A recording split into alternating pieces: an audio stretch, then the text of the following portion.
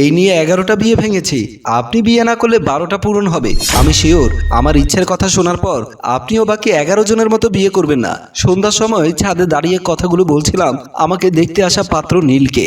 সচরাচর আমাকে যারা দেখতে আসে তাদেরকে আমি কৌশলের কথা বলার নাম করে ছাদে নিয়ে আসি, তারপর নানা ছলছাতুরি করে বিয়েটা ভাঙার ব্যবস্থা করি। আজও তাই করতে লাগলাম। আমি লক্ষ্য করলাম নীল আমার দিকে তাকাচ্ছে না, সে মোবাইল নিয়ে ডুবে আছে। আমি আবারও বললাম, বিশ্বাস করেন বিয়ে ভাঙার কোনো নিয়তে আমি এমন করছি না। আসলে আমার বিয়ে নিয়ে কিছু স্বপ্ন আছে, আর সেগুলো শোনার পরই সবাই আমাকে রিজেক্ট করে। আপনি দেখতে অনেক সুদর্শন, বাকিরাও কম সুন্দর ছিল না। সবাই আমাকে দেখে পছন্দ করেছিল আপনার মতোই, কিন্তু সেই পছন্দের সমাপ্তি ঘটে যখন আমার ইচ্ছের কথা জানতে পারে। এবার নীল নীরবতা ভেঙে বলল, আপনার কি ইচ্ছে সেটা বলুন।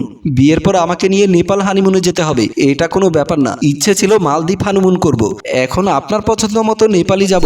আমি ভেবেছিলাম বিদেশে হানিমুনের কথা শুনলে সে হয়তোবা রিজেক্ট করবে, কিন্তু তা না করে উল্টো সে এক কথায় রাজি। এবার আবারও বললাম, আমাকে বিয়ে করার পর বাবা মাকে ত্যাগ করতে হবে।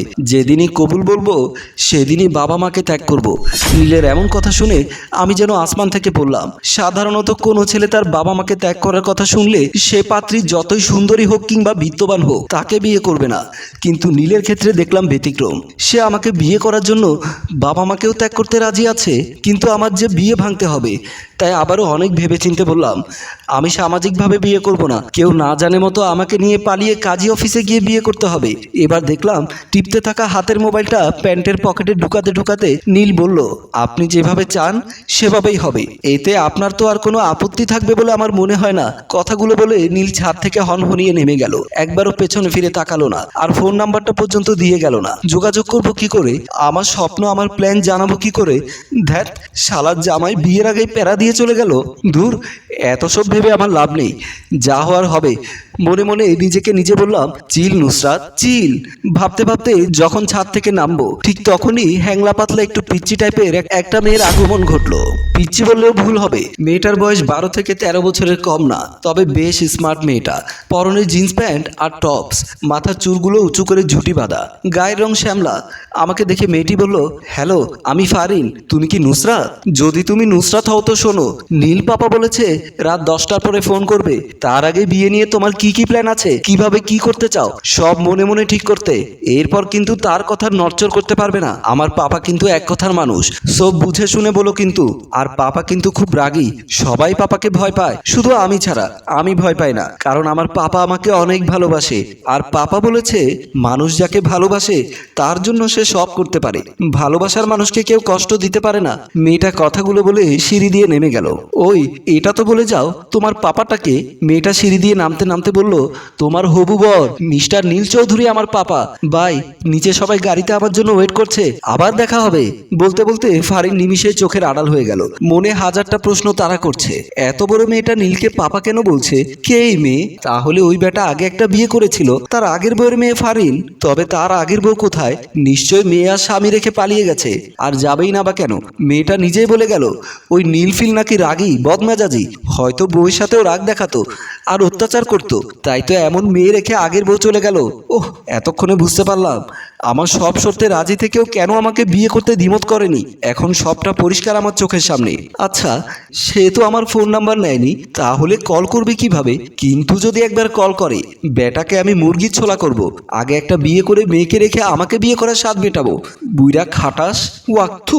এদিকে আমাদের ড্রয়িং রুমে বসে আমাদের জন্য অপেক্ষা করছিলেন নীলের মা মনোয়ারা বেগম, আমার বাবা এবং আমার চাচাতো বোন মৌ, সাথে যিনি আমাদের বিয়ের ঘটকালি করেছিলেন সেই ঘটক। এমন সময় নীল এসে বলল, মা চলো। ঘটক জিজ্ঞাসা করলো, বাবাজি মেয়ের সাথে সব কথা বলা শেষ তো নাকি? যতটুকু বলার ততটুকু বলেছি, বাকিটা কয়েকদিনের মধ্যে জানিয়ে দেব। আসো তো, তোমার লেট হয়ে যাচ্ছে। আসি আঙ্কেল, আসসালামু আলাইকুম বলেই নীল এবং নীলের মা ঘটক সহ চলে গেলেন। বাবা খুব টেনশনে পড়ে গেল। পাশে দাঁড়ানো মৌ বলল, চাচা নিশ্চয়ই নুসরাত এই বিয়েটাও ভেঙে দিয়েছে। বাবা প্রচন্ড রেগে গিয়ে বললেন, এই বিয়েটা যদি নুসরাত ভাঙে তবে তার জন্য আমি আর কোনো ছেলে দেখব না, সোজা রাস্তা থেকে কোনো রিক্সাওয়ালাকে ধরে ওর সাথে বিয়ে পড়িয়ে দেব। বলেই বাবা ওখান থেকে চলে গেলেন। আর মৌ আমার সাথে কথা বলার জন্য আমার রুমে আসলেন। আমি তখন আমার খাটের উপরে বসে নীলকে নিয়ে ভাবছি, আমি যে কন্ডিশনগুলো দিয়েছি এই কন্ডিশনে যে কোনো ছেলে আমাকে না করবে, কিন্তু নীল কেন না করলো না? আমি গভীর ভাবনায় তলিয়ে গেলাম। শরীরে জোরে কারো ঝাঁকুনিতে ধ্যান ভেঙে গেল। পেছনে ঘুরে দেখলাম মৌ ধাক্কাচ্ছে। মৌ আমার চাচার মেয়ে, দুজনে একসাথে লেখাপড়া করি। আমার সব থেকে কাছের বন্ধু আর ভালো শত্রু এই মৌ। আমি তাকে ধমক দিয়ে বললাম, কিরে, কোন শ্যাওলা গাছের পেতনি ভর করেছে তোর উপর? আমাকে এইভাবে ঝাঁকাচ্ছিস কেন? আমার কথা শুনে মৌ বলল, ও সরি, তোর উপর আবার পেতনি ভর করা লাগবে কেন? তুই নিজেই তো আসল পেতনি। আমি তো পেতনি।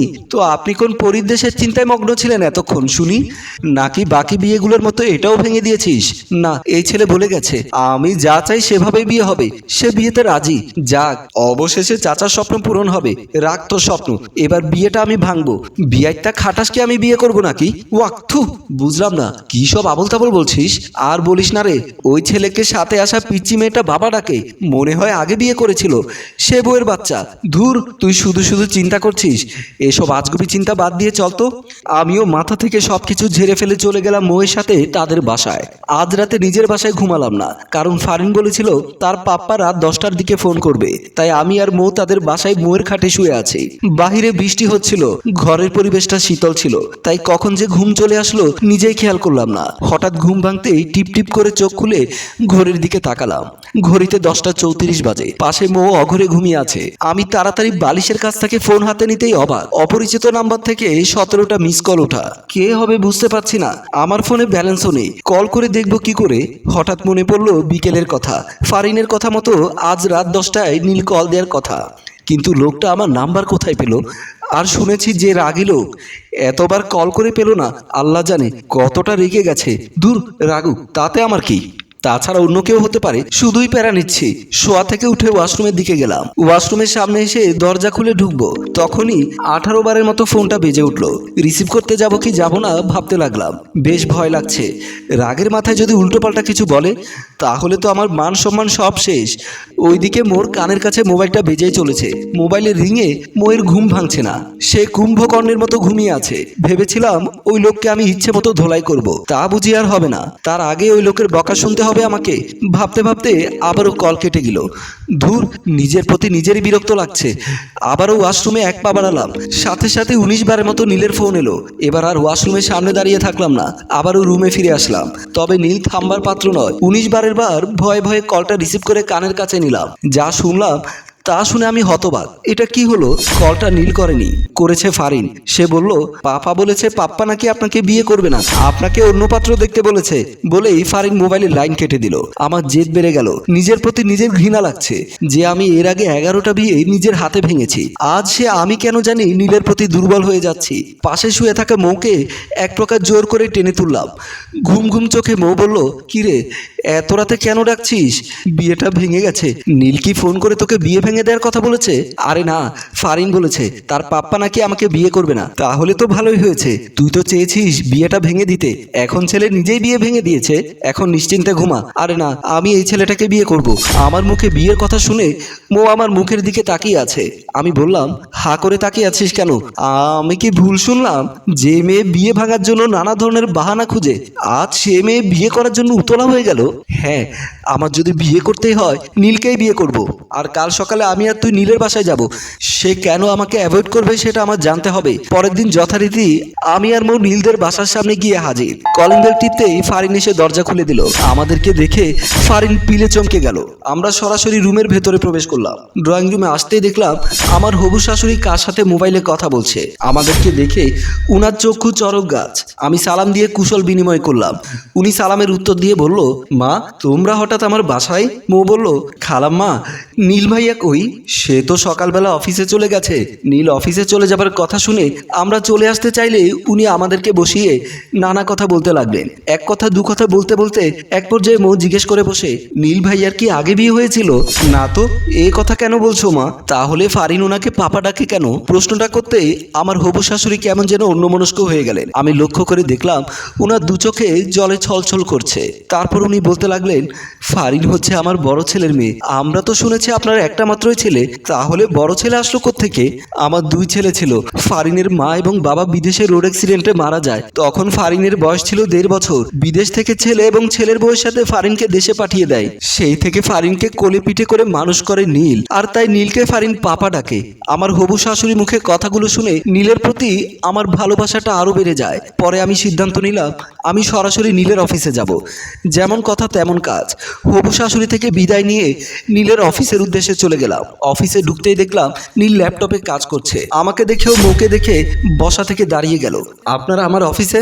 আমি কোনো রাগ ঢাক না রেখে সোজা তার হাত ধরে বললাম, এখনই চলুন কাজী অফিসে, আপনাকে আমি এখনই বিয়ে করব। আমার কথা শুনে নীল ভেবাচাকা খেয়ে গেল। হ্যালো ভিউয়ার্স, আসলেই আমাদের স্বভাবটাই এমন যে আমাদেরকে চায় আমরা তাকে চাই না, আর যে আমাদেরকে চায় না আমরা তাকেই চাই। আমাদের গল্পটি কেমন লেগেছে তা অবশ্যই কমেন্ট করে জানাবেন। ভালো লাগলে শেয়ার করে সবাইকে দেখার সুযোগ করে দিন। ধন্যবাদ।